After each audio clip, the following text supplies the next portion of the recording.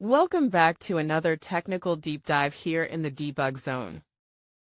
Today, we're tackling a big question and breaking it down with insights from other users. Hopefully this clears up some misconceptions and helps you get the answer you need. So buckle up, stay a little curious, and let's jump right in.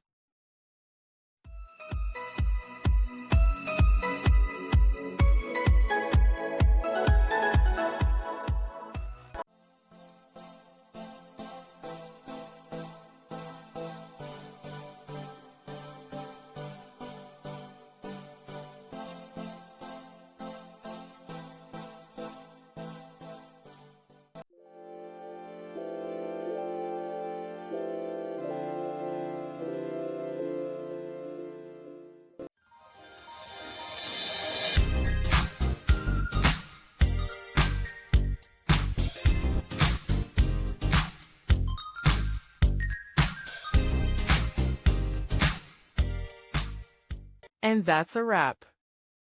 I hope you found the answer you were looking for. If you did, take a second to hit that subscribe button. It really helps out.